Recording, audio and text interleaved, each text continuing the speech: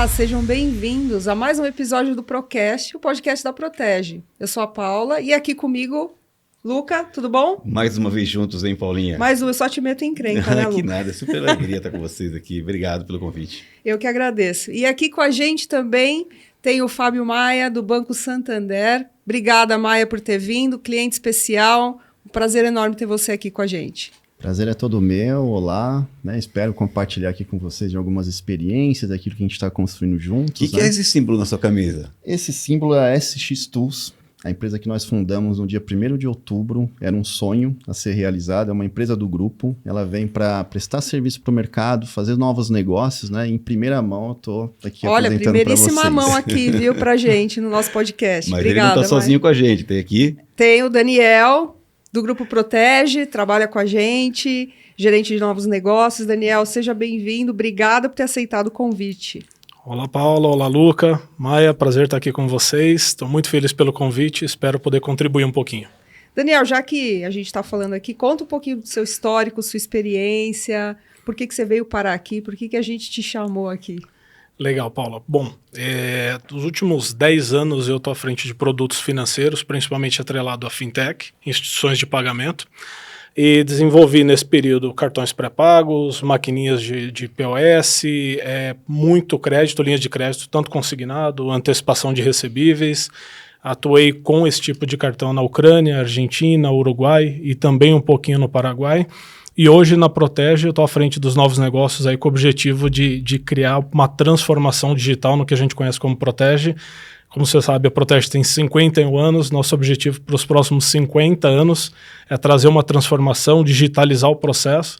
Né? Ela nasceu num projeto, ela é raiz, o numerário em espécie, o transporte de valores, mas isso não impede da gente digitalizar e transformar o que a gente conhece no mercado. E nada mais justo do que trazer também o Fábio Maia aqui, do Santander, para essa parceria que é incrível no nosso projeto de transformação digital. A gente precisa evoluir, o mercado está evoluindo, a gente tem que acompanhar, né, Daniel? É isso aí.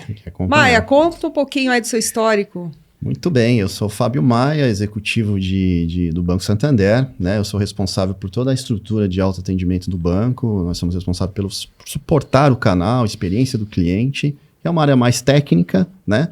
E também pela gestão de numerário, que é uma área de mais planejamento, mais estatística, né? Mais administrativa. Esses dois mundos são bastante peculiares, são muito interessantes, adoro o que eu faço. Né, tem todo um time lá, queria até aproveitar e mandar um abraço para eles, são 90 pessoas que nós temos lá. Pode mandar aqui, ó, nessa câmera aqui. Um abraço para a gestão de ATM, mais carinhosamente conhecida como GAN. A gente tem essa GAN, gestão de ATM numerária, a gente tem essa questão do símbolo, né? Ah, bacana. E bastante interessante. Então é muito importante essa troca que a gente tem com as transportadoras, com os outros bancos. Acho que tem temas que a população pouco conhece, né? Sobre o viés de numerário, então tem bastante coisas aqui para a gente compartilhar hoje e bastante interessantes. Agora, Maia, me fala uma coisa, a gente tem acompanhado a evolução das coisas, assim, a questão do Pix, os cartões. A pergunta é a seguinte, vai acabar a circulação do papel moeda? Como é que é isso? Essa é uma pergunta muito difícil, talvez nociva, né? Eu acho que nos próximos 25 anos, Luca, a gente vai se relacionar com dinheiro. De que forma, em qual proporção, eu não sei te responder. Mas vamos nos relacionar. Interessante, né? Com a questão da pandemia, nós tivemos recordes de circulação de numerário no sistema. E a gente ainda está num processo de caída que não chegou ao normal. Então, muitas mudanças de dinâmicas do consumidor, da forma como ele se relaciona, mudou, tá? Mas o dinheiro ainda está aí. E como a gente tem um país com dimensões continentais, N culturas, déficit de infraestrutura, a gente ainda precisa muito do dinheiro. Então, a gente precisa investir muito em tecnologia de ponta para fazer com que as pessoas tenham mais formas de se relacionar com outros meios de pagamento. Agora, o ponto importante que eu queria deixar na mesa aqui é a melhor forma de se relacionar com meio de pagamento, seja dinheiro, seja cartão, seja Pix, quem escolhe é o consumidor. Sim. A gente tem que deixar nas mãos dele a melhor forma, o que é mais vantajoso, o que é mais conveniente. Agora, falando assim o Santander é um banco que tem uma presença mundial e aqui no Brasil, a gente muitas vezes que está aqui numa capital como São Paulo, Rio, a gente tem aqui um outro estilo, uma outra infraestrutura.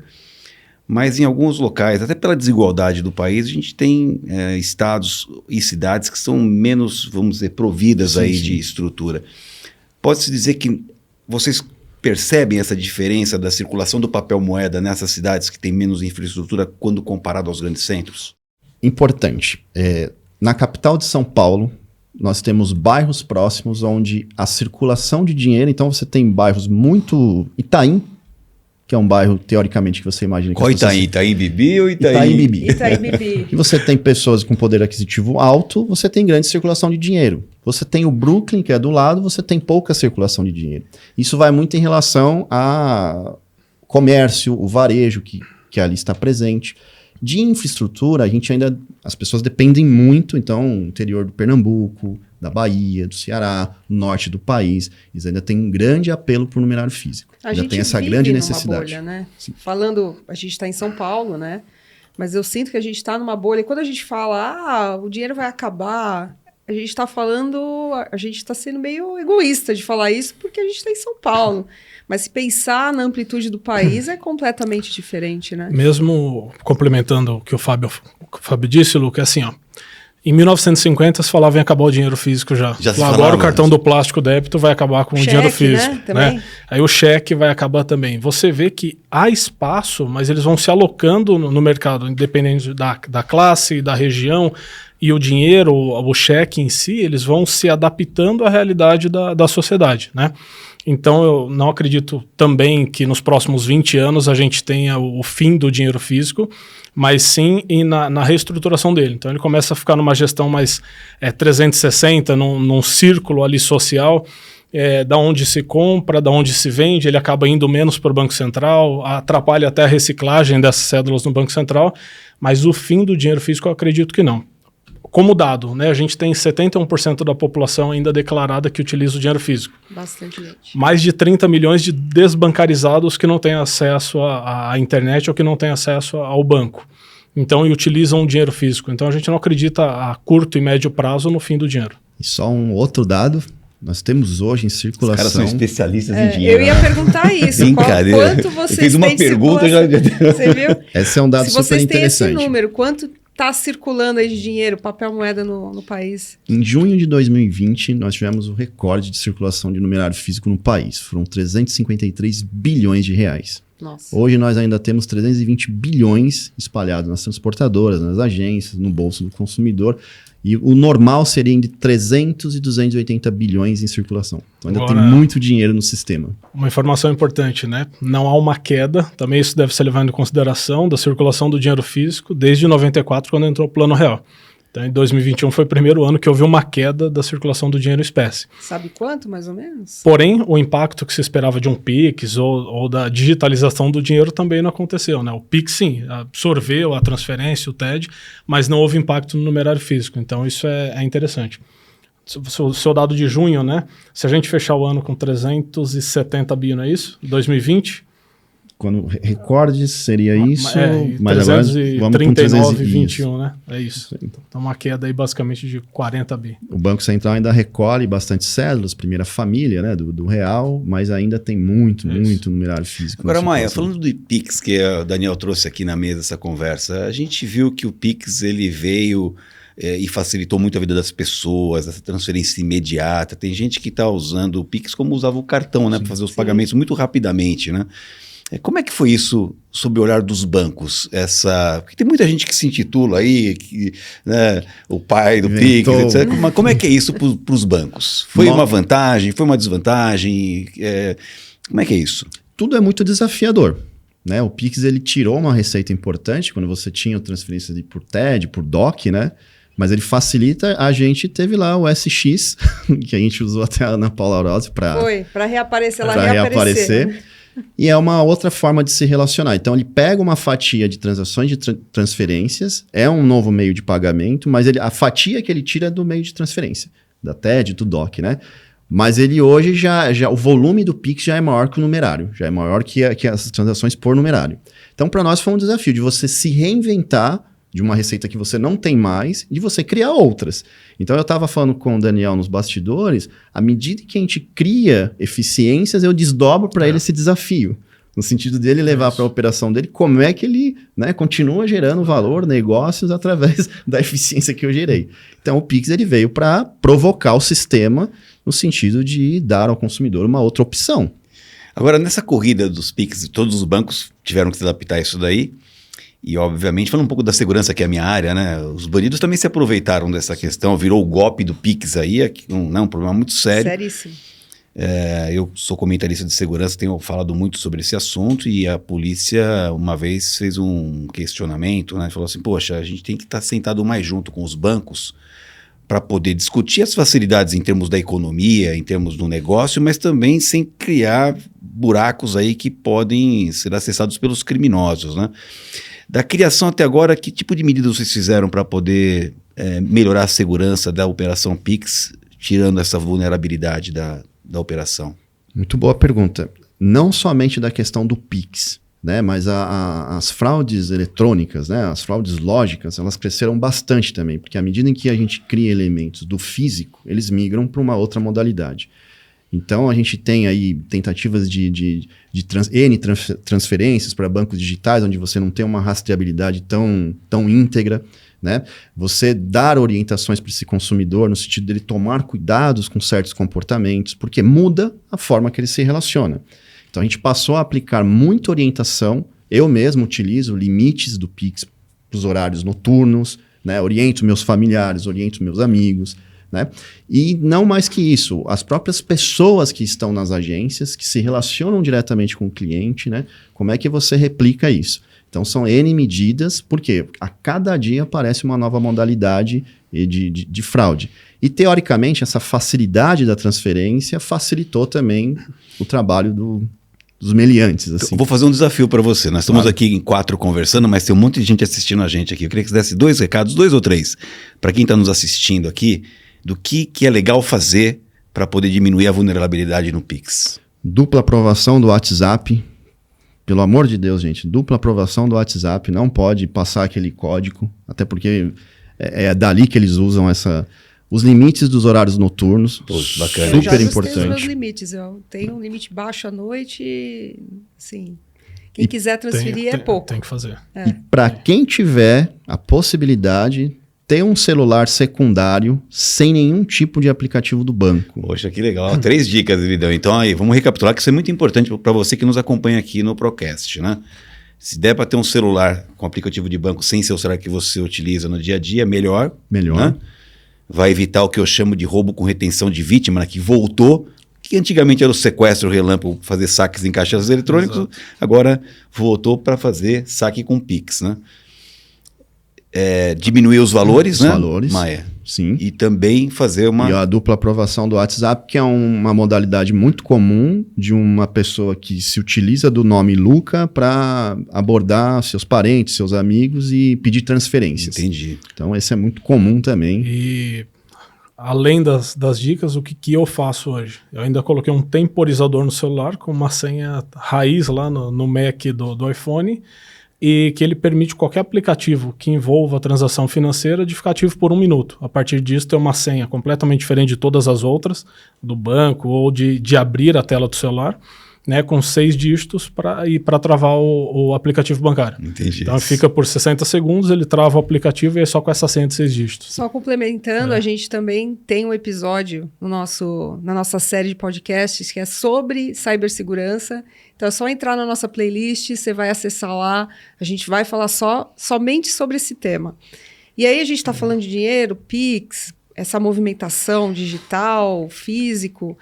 E aí eu queria perguntar para o Daniel, como é que surgiram, né? Agora tem um movimento muito forte de bancos digitais, né? Então a gente vê uma quantidade enorme de bancos digitais e eu queria entender de você como é que surgiram esses bancos digitais e aí até como que isso impacta no dia a dia do Santander, que é um banco originalmente mais tradicional, mas com certeza já está com o pé lá e avançado, né? Legal. Os primeiros bancos digitais surgiram de 2016 para cá, né? Banco Original, Inter, que são fusão de outros bancos, outras instituições financeiras que se tornaram digitais o processo de onboarding, que é abertura de conta, né? PLD, compliance, etc. e a conta digital. Então isso veio de 2016, mas já de uma fusão antiga, de um processo. O que aconteceu muito no mercado é os bancos digitais intitulados, mais instituições financeiras, né, mãe?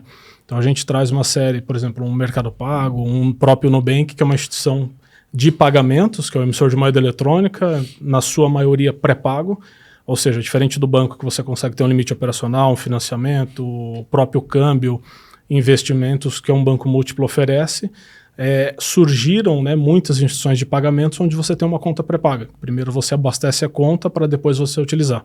Então isso é muito importante, né? E a partir desse panorama de 2016 para cá, e fortalece muito outras instituições, né, Maia, como SCD, SCM, o PEP, que é empréstimo entre pessoas físicas, uma série de modalidades reguladas pelo Banco Central. O que é esse negócio de SCD, SCM? Traduz aí. Traduz. Ele já começou com GAN, agora vamos para as suas. A gente tem os bancos múltiplos, no caso do Santander, que ele pode operar com uma conta corrente, fazer investimento, empréstimo, capital de giro, o próprio limite, o LIS ali dentro da conta corrente. Isso é um banco que pode operar em todas essas frentes, né, que tem uma regulação muito maior do Banco Central.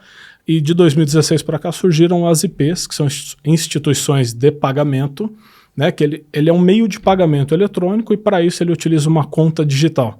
Então, muitas vezes você abre a conta em um banco digital, mas não é um banco como um Banco Santander. Ele é um banco digital, onde você tem uma conta corrente, saldo pré-pago, né, e a partir dali o que você pode fazer? Transferências, Pix, TED, pagamentos.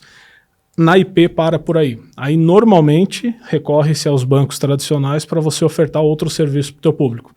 Então você ofertar um seguro, para você ofertar próprio investimento, aí você traz uma instituição financeira que é quem pode ofertar isso no mercado, né? Quando a gente fala em outras siglas, por exemplo, um SCD é uma sociedade de crédito direto. Então para um banco digital poder ofertar um limite operacional, um cartão de crédito com funding próprio, que é o recurso próprio para automatizar esse processo de pagamentos, você recorre a um fundo de investimento ou uma sociedade de crédito, que é quem vai fornecer esse valor de espécie para as IPs. Quando a gente fala SCM, é basicamente igualzinho ao SCD, mas focado em microempreendedor, em microempresas. E o PEP é uma modalidade pouco difundida ainda, que é o empréstimo entre pessoas. Então eu coloco meu dinheiro em uma empresa que gerencia o PEP e você pode solicitar esse recurso como empréstimo, tá? Então esse é o PEP, essas são as modalidades que estão dentro de um banco digital, por exemplo. Entendi. Mas no final do processo a gente está sempre, por isso que eu falo que eu não entendo como uma concorrência direta, né?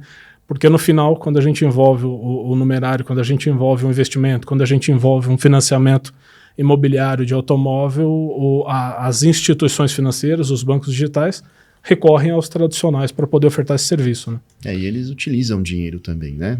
Para você escalar o negócio hoje, ainda você tem essa necessidade de ofertar para o cliente a solução em dinheiro. Então é muito comum essas fintechs, startups também sacar em dinheiro físico. Acho que o grande ponto aqui que eu queria destacar eles nascem com tecnologia de ponta, né? As digitais nascem com tecnologia de ponta, tem uma sinergia muito importante. Então a decisão, né, de você lançar um produto é muito mais fácil. Né? Para os bancos tradicionais, teoricamente, a gente tem um legado que a gente carrega. Obviamente, se eu fosse lançar um banco hoje, eu não traria todo esse legado que a gente construiu, de lojas físicas, de servidores, enfim. Mas o ponto tudo aquilo que a gente vai desenvolver, a gente tem que pensar nisso. Então, eu não posso deixar de pensar, e vocês comentaram no início, desse consumidor mais tradicional, né? Desse consumidor que está lá no interior do Pernambuco, que precisa se relacionar, por exemplo, com ATM. Então, tudo que a gente constrói, eu tenho que pensar em N tipos de consumidores, né? É muito comum voltar para a prancheta e falar, puxa, erramos aqui, porque é muito mais fácil você desenvolver uma coisa para a pessoa que fica ali na Vila Nova Conceição do que você ir num interior do Brasil, né? Então, acho que essa é a facilidade. E eu costumo dar de exemplo aqui, como se fosse um automóvel, né? Se eu pegar um automóvel dos anos 80 e querer colocar todas as soluções que eu tenho hoje, GPS, sensor de ré, né? Aquele sensor lateral... Se eu for fazer isso num carro dos anos 80, eu vou gastar muito dinheiro, né? Então, o nosso desafio é exatamente esse, né? Customizar soluções digitais para aquilo que a gente ainda carrega, né, lá do passado. Sim. Então, esse é o desafio. E as digitais estão aí para desafiar. Acho que tem espaço para todos, mas o ponto que fica né, eles ainda têm uma dificuldade de precificação, né, a parte de margem, porque eles estão trazendo esse consumidor com atrativos de tarifa muito baixas. E no momento que eles forem cobrar, isso vai gerar esse desconforto, porque teoricamente eles estão ali num processo de rentabilizar ainda esse cliente, trazer esse cliente para dentro, e o que não está acontecendo é esses bancos darem resultados. Né? Então... E ele empurrou a digitalização, né? Eu acho que isso foi bem legal dos bancos digitais, quando ele vem com um conceito de onboard, que é abertura de conta.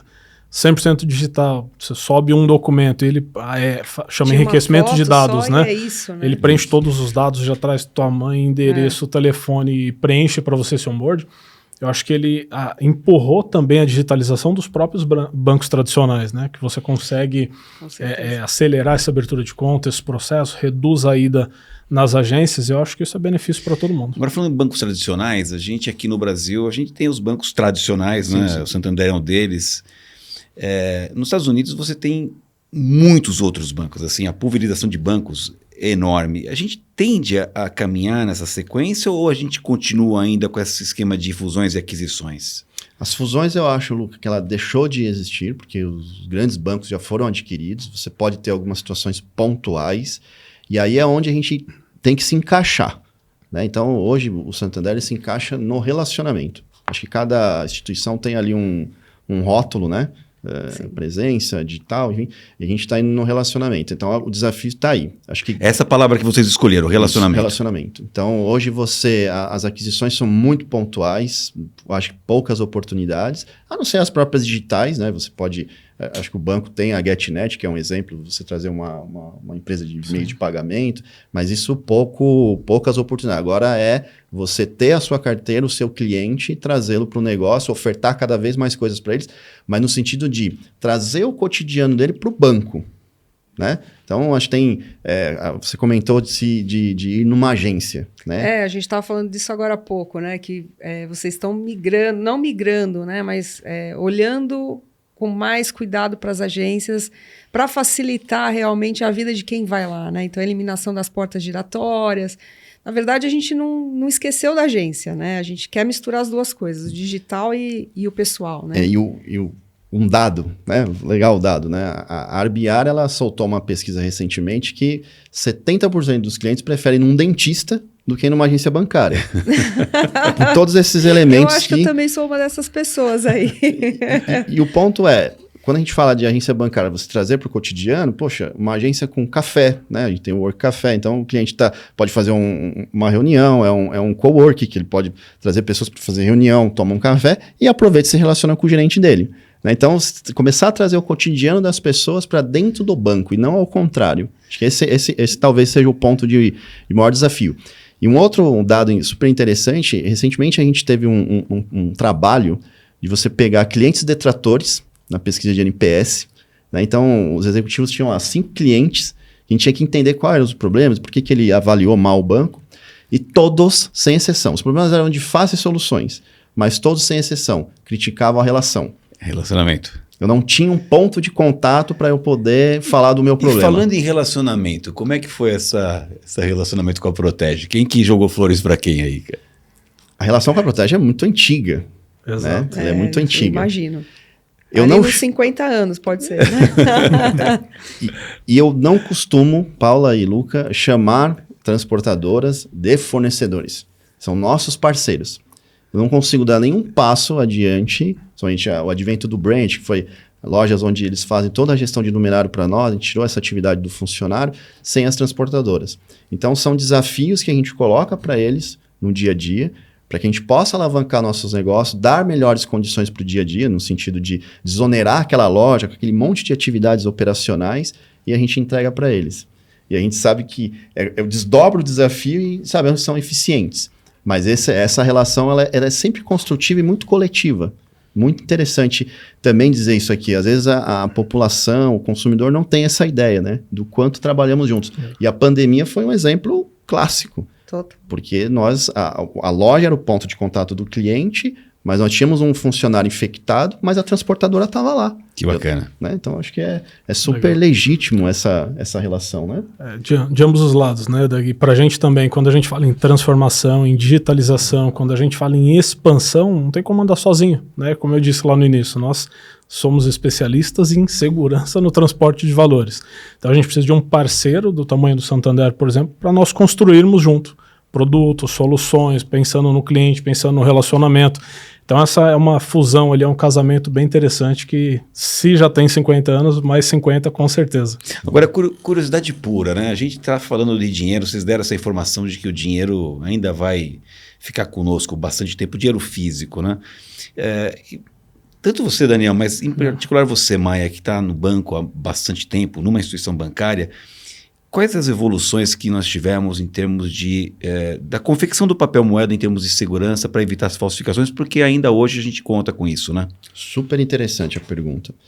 Primeiro, você teve um investimento de automação que é para dar para o cliente a conveniência. Porque a conveniência até então era nossa, né? Você fazia um depósito até às 16 horas para você ter o dinheiro na sua conta no mesmo dia. Hoje não, hoje ele faz o depósito a qualquer horário do dia. Então nós temos máquinas superdimensionadas para reconhecimento de cédulas. Mas o mais básico desse processo são os próprios reconhecimentos palpável, né? Você tem caneta, você tem hardware para olhar isso. Mas os bancos têm um papel fundamental nesse processo. Nós somos obrigados, isso é uma resolução, a reter essas cédulas. Então essas cédulas são retidas. Até então a gente diz que elas são supostamente falsas, para que depois a gente encaminhe para o Banco Central. Existe um prazo para isso, que as transportadoras que levam para nós. Então ela vai para uma estrutura central, vai para o Banco Central, para depois a gente dizer para o cliente, ó, você perdeu essa cédula, ela é uma cédula falsa ou não. Né? Então tem todo um trabalho das instituições financeiras nesse processo.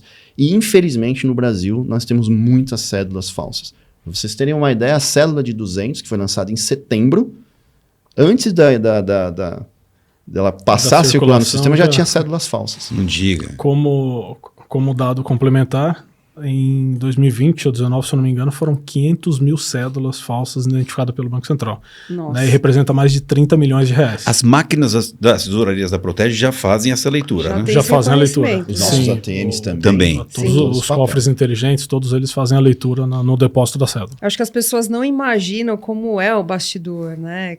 Quando chega o dinheiro aqui na minha carteira ou quando eu vou sacar no ATM, as pessoas não têm a menor ideia de como é. O que acontece, né?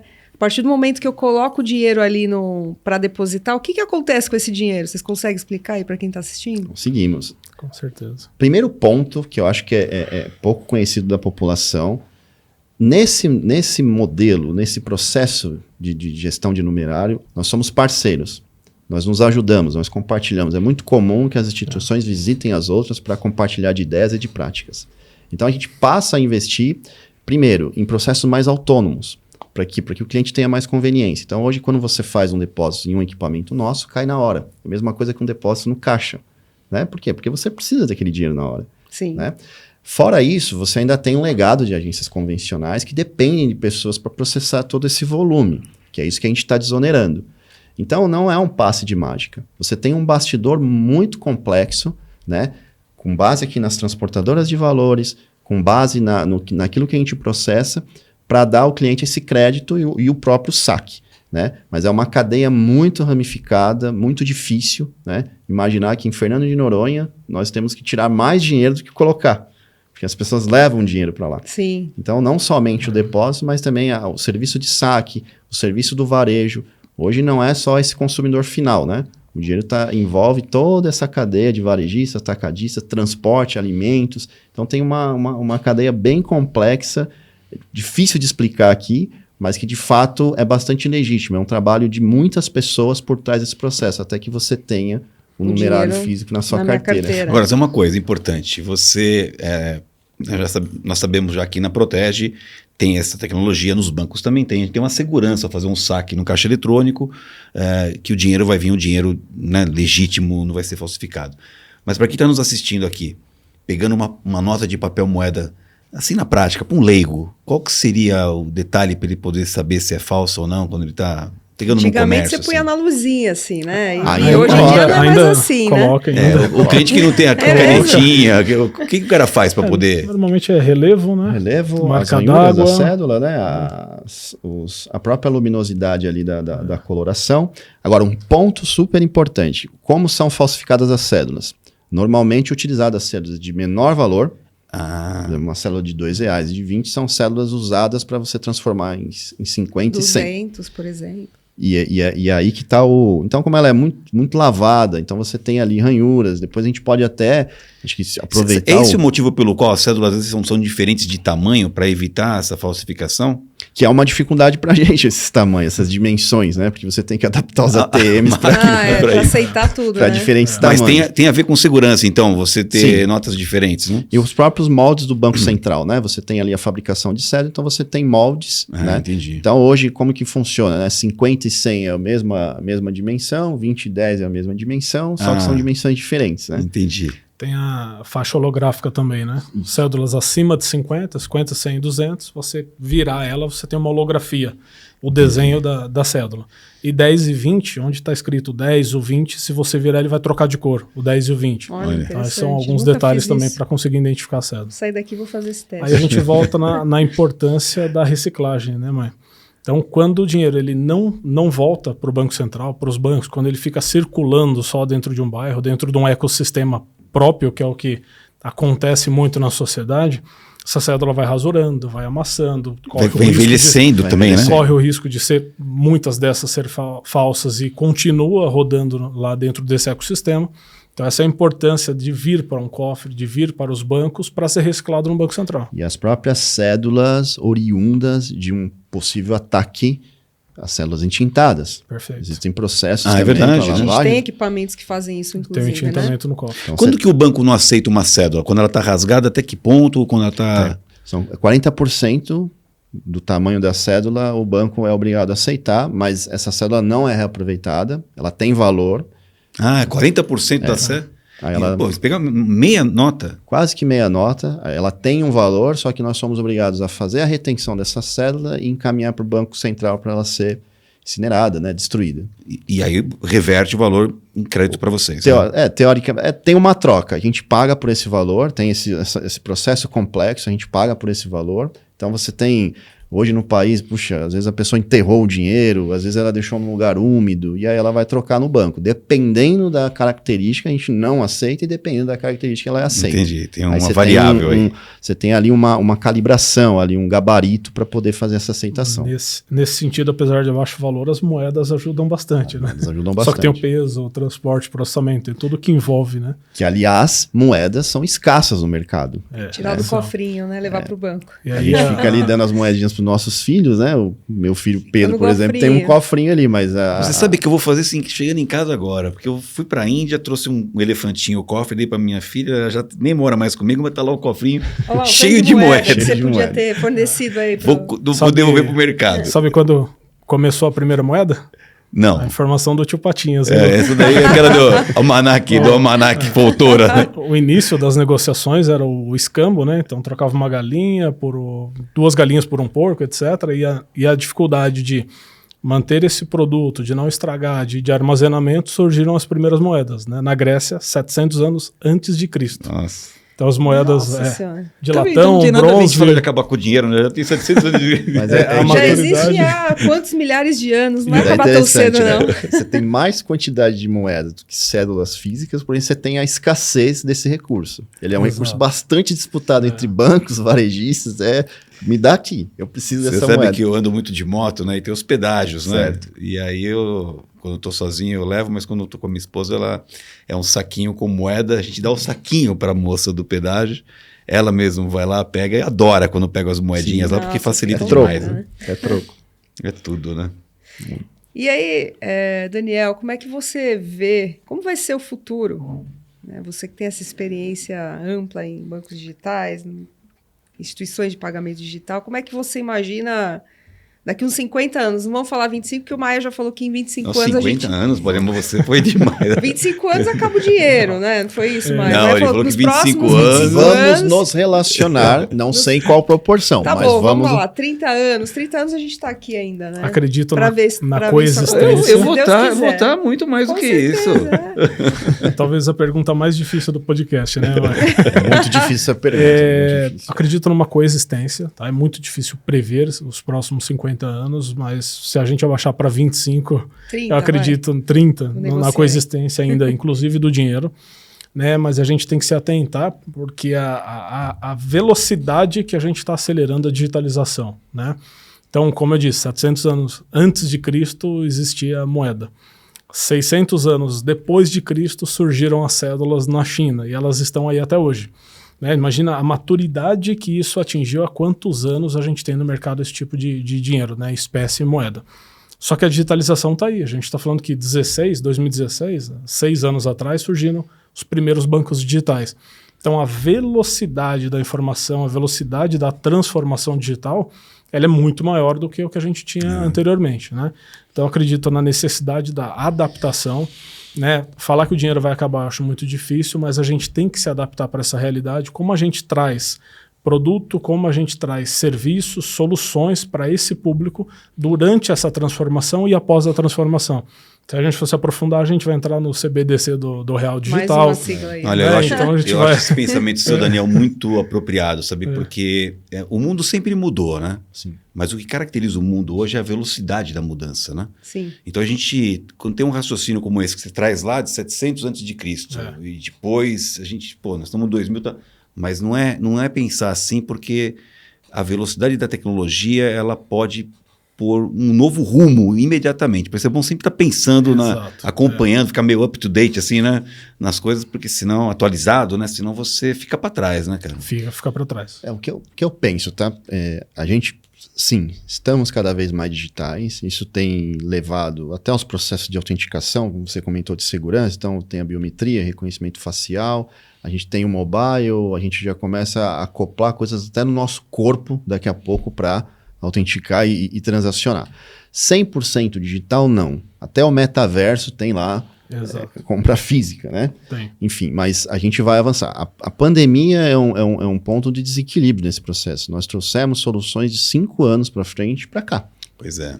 A pandemia acelerou muito. Acelerou muito esse processo de digitalização, mudou a forma de se relacionar ao consumidor, né? Eu falo, por exemplo, numerário físico, as pessoas faziam muito mais transações e faziam ali, particionavam os valores sacados, por exemplo. Agora elas fazem menos transações, sacam maiores valores. Então, você tem N mudanças de comportamento nesse processo. Mas 100% digital, difícil, mas cada vez mais digital, né? Internet das coisas. Então, você tem N elementos que você vai utilizar para fazer, enfim, se relacionar com o banco, fazer suas compras e assim por diante. Você sabe que a pandemia, né, como toda crise, ela também eu sempre falo isso, né? Tira o S e fica crie novas possibilidades. E o né? S com cifrão. Com cifrãozinho, né? Preferência, né? Nossa, eu acho que a gente, óbvio, né, a gente faz um lamento, né, com relação às vidas que se perderam na pandemia, mas ela foi muito importante para a gente poder ganhar uma série de aprendizados, né? Eu, por exemplo, não consigo imaginar hoje uma pessoa resfriada entrar num elevador descendo sem uma máscara, sabe? E a gente... E eu me lembro quando eu viajava para fora, assim, do país, eu via uma ou outra pessoa com máscara, chamava tanto atenção, né? Os chineses, né? Usam desde sempre. A higiene com as mãos, né? Tudo isso são coisas disruptivas, né? E que colocaram uma aceleração na coisa, mais ou menos o que você está falando. Todos esses cuidados, né? Os caminhos alternativos, porque às vezes a gente tem próprias resistências nossas. Eu tenho as minhas, né? Por exemplo, eu não gosto de Uber. Mas em algum momento eu tenho que usar Uber, pois né? Por questões específicas. Mas a própria adaptação do consumidor a novas soluções, né? E é aquilo que eu comentei no início, né? Qual é a melhor forma que o Daniel tem de se relacionar com o banco, com suas compras, a Paula e assim por diante. Então hoje você tem N opções que a pandemia trouxe, né? E mudanças de comportamento super importantes. Que bacana. Eu acho que a pandemia acelerou o processo digital, mas agora que 2 anos depois a gente está mais adaptado, né? Óbvio que a doença não vai acabar, não acabou. Mas mesmo assim, a gente não é nem 100% digital e nem mais 100% presencial. É um meio termo e eu acho que a gente ainda está se achando, né, nessa história toda. E achei muito interessante que você falou de estamos investindo em agências físicas, né, que é o ponto focal de vocês. Que relacionamento, né, Paulinho? Relacionamento, exatamente. Porque você vê muitos bancos aí fechando as agências físicas e migrando para o digital. Então não é nenhum nem outro, ter as duas opções é muito bacana. Parabéns pelo trabalho de vocês. Os bancos fizeram no passado uma força muito forte no sentido de digitalização. E ele afastou esse consumidor das agências. Mas o consumidor também não gostou. Então os bancos retomaram essa linha de raciocínio. Então hoje a convergência entre N canais ela é muito interessante. né? Em algum momento o cliente pode ser 100% digital, que é uma escolha dele. Em algum momento ele pode ir na loja física, tomar um café com o seu gerente, se relacionar com as pessoas que estão ali, né? Porque é assim que o ser humano é feito, né? Enfim, de relação. E é isso que a gente tem feito. E quando a gente vai para o interior do país, é engraçado, né? E uma vez eu desenvolvi uma nova aplicação, uma nova jornada, e eu fui bem no pagamento do INSS no interior de Pernambuco. E veio uma senhora, me deu um cartão com uma senha escrito no papel, pedindo para que eu sacasse para ela. E eu falei, olha, eu não posso sacar, mas posso ajudá-la. Aí eu perguntei no final, mas por que a senhora pediu a minha ajuda? Eu não sei usar isso. Então aquilo foi um balde de água fria nas construções que a gente faz, deixando de olhar o todo. Então, você sabe que isso é tão verdadeiro, né? Num país como o nosso, que é um país continente e um país desigual, é muito importante ter essa sensibilidade para saber que nem tudo que se aplica num grande centro vai ser aplicável numa região mais remota ou menos estruturada, né? E o ecossistema daquelas regiões dependem muito disso, do mercadinho que vende, que marca a sua compra para você poder pagar depois, da necessidade do saque, de levar esse numerário até lá ou de dar outras opções. Você sabe que eu tenho até uma questão pessoal, né? Eu fui comandante do GAT aqui em São Paulo e o GAT, São Paulo é um laboratório enorme de ocorrências, então eu fui convidado para dar muita palestra fora do estado de São Paulo, estados do Nordeste, sobretudo e do Norte, onde as estruturas são um pouco menos sofisticadas, né, muitas vezes. Mas eu sempre tomei esse cuidado. Eu falo, gente, eu estou aqui para compartilhar com vocês a minha experiência na realidade de São Paulo, no laboratório de São Paulo. Nem tudo que eu falar aqui pode ser aplicável para vocês. Então, vocês façam as customizações, porque valeu para mim lá. Né? Porque eu acho que é essa sensibilidade de entender que as coisas são diferentes. Né? Você deu um exemplo bacana aí Perfeito, é isso mesmo. Ecossistema de Pernambuco. A gente tem essa mania de tropicalizar as coisas, acreditando que tudo é aplicável, mas não é assim. Existe... Pensar na bolha, né? A gente está vivendo numa bolha, mas tem um mundão aí afora que tem outras realidades. Né? Estamos chegando ao final, né, dessa conversa, né? Pois é. Eu tô aqui assim, termina ou não Passou termina? rápido aqui, Passa rápido, né? Mas vamos dar a chance de vocês. Mas a gente vai continuar a conversa aqui, gente. Então, eu vou finalizar com quem está assistindo. Então, esse é o Procast, o podcast do Grupo Não, mas vamos Protege. deixar dar uma consideração final, né? É verdade. O diretor vai deixar, né, diretor? Por favor, Daniel.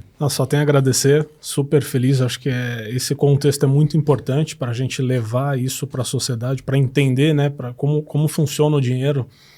Às vezes a gente tem uma visão simples, como a Paula disse, que é só sacar ali no caixa eletrônico, né? Mas para isso sair de um banco central, para isso ir para um Messir, para o Banco do Brasil, para distribuir para as instituições financeiras, para chegar até esse caixa eletrônico para saque, é um trabalho imenso de segurança, de custo, né, Maia? Investimento, então, né? Muito investimento de segurança, tanto eletrônica quanto física. Pessoas, máquinas. Né? Então a gente tem, né, os dois extremos. A gente sai de uma cédula física ou no pagamento via relógio, né? Ou lá no caso da senhora lá em Pernambuco que não conseguiu usar o ATM. Então assim, a gente tem um mundo inteiro para olhar, mas é muita oportunidade. E eu acho que é só o começo ainda, os próximos 30 anos, né, Paulo? Vai trazer muita oportunidade para a gente. Eu acho que a gente vai ter muito assunto aqui para voltar muitas vezes ainda. E você, Maia, quais as suas considerações? Que mensagem você deixa aqui para... Primeiro, muito obrigado pelo convite. Espero ter compartilhado de forma lúdica. Nossa, de fato, total. tem um processo complexo, mas a gente faz coisas para as pessoas, mas que são pessoas que fazem. Então, a gente tem operações 7x7 que estão lá agora, fazendo com que todas essas soluções funcionem, o ATM, a loja, o dinheiro chegue, o meio de pagamento funcione, para que as pessoas possam ter isso no cotidiano delas. Então, a gente tem um trabalho bastante legítimo e um drive super importante é essa parceria que nós temos com bancos e transportadoras para fazer tudo isso funcionar, né? Tudo isso funcionar de forma como engrenagem. Então a gente não descansa para que as pessoas possam ter o seu descanso e, enfim, serem atendidas. Essa acho que é a mensagem que eu deixo aqui de um trabalho bastante legítimo e que fico à disposição para outras conversas que puderem ser agregadoras. Eu também quero fazer minha mensagem antes de você encerrar, Paulinha, porque olha só, esse tipo de conversa é tão produtiva, né? Ela gera tanta esperança na gente de ver pessoas que estão empenhadas em transformar a vida das pessoas, em facilitar. Então, eu só tenho a agradecer vocês aqui pela presença. Acho que é muito bacana você que nos acompanhou aqui também no Procast, né? Que alegria poder trazer essa história do dinheiro, a evolução, para onde nós vamos, como estamos. Isso é legal, né, Paulinha? Com certeza, gente. Obrigada, Luca. É difícil chegar nos pés do Luca, mas eu vou chegar lá, né, Luca? Imagina. Muito treinamento. Obrigado, Daniel, pessoal. obrigada. Obrigado, Maia, Paula. obrigada. Obrigado a vocês. Gente, agora encerrando Obrigado, definitivamente, senão seria uma pessoa morta aqui pelo nosso diretor. Esse foi o Procast, mais um episódio do podcast do Grupo Protege. Você que não segue a gente nas redes, segue a gente nas redes sociais. Adiciona aí no seu YouTube o Grupo Protege, a gente tem lá uma playlist com todos os nossos episódios do Procast. Então, vejo vocês na próxima. Até mais. Obrigada, gente. Tchau, tchau. Obrigado. Tchau, Tchau. até mais.